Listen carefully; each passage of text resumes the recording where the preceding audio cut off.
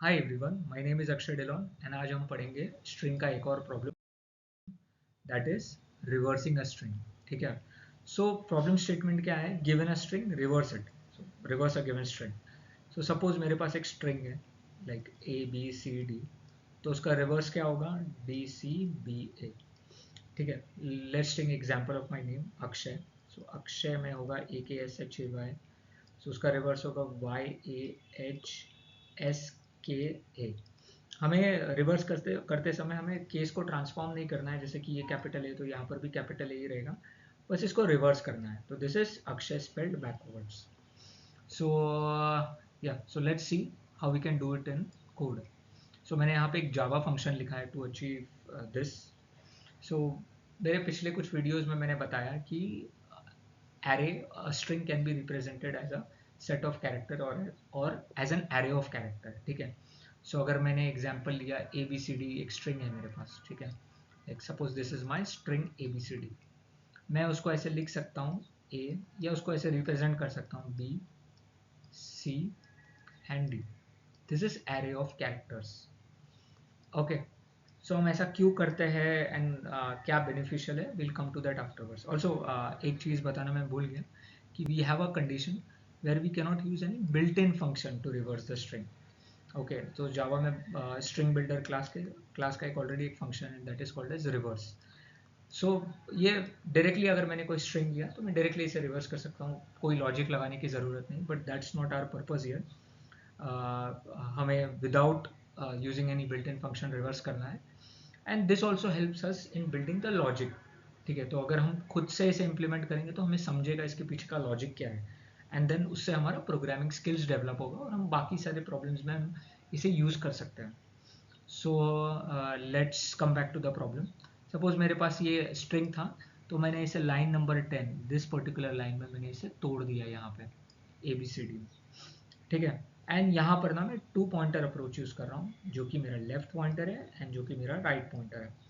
ठीक है।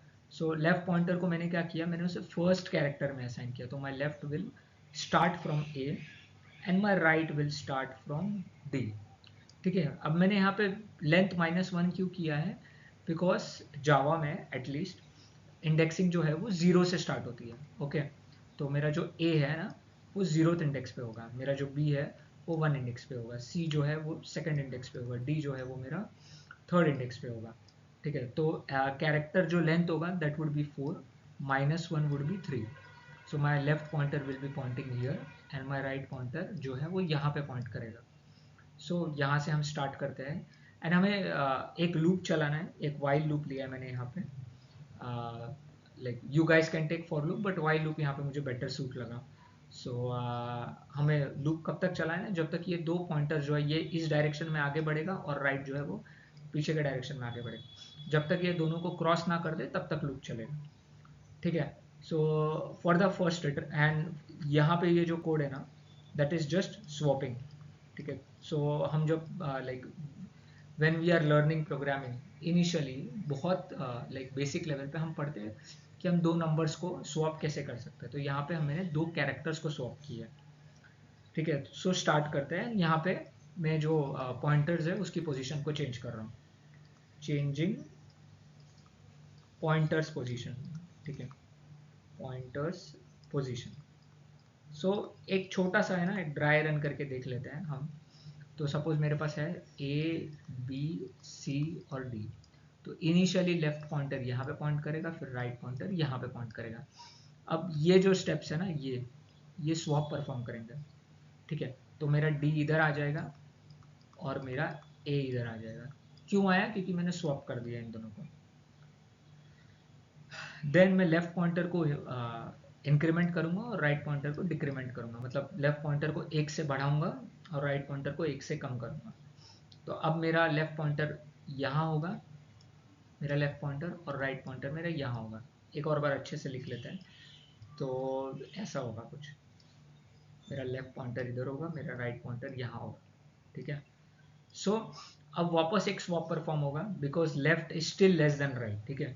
सो वापस एक स्वैप परफॉर्म करेंगे तो मेरा स्ट्रिंग हो जाएगा डी सी बी ए। ठीक है। और फिर लेफ्ट दोबारा बढ़ जाएगा, राइट दोबारा कम हो जाएगा। तो मेरा लेफ्ट पहले यहाँ था, सेकंड पोजीशन पे था, अब ये इधर आ जाएगा और मेरा राइट इधर आ जाएगा। अब आप देख रहे हो कि लेफ्ट और राइट है ना, हमेशा लेफ्ट पहले आना चाहिए, राइट बाद में होना चाहिए, मतलब ये वाइल लूप के अकॉर्डिंग। अगर लेफ्ट कम है तभी हम लूप में जाएंगे, वरना हम लूप से ब्रेक कर देंगे।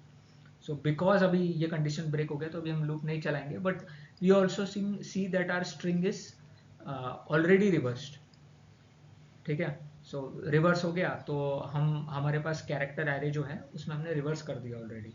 Now will convert back into string and then will like return it. So this is how it works. हम पहले लूप लेते हैं, जो अगर सपोज मेरे पास एक स्ट्रिंग है string, यही ले लेते हैं स्ट्रिंग।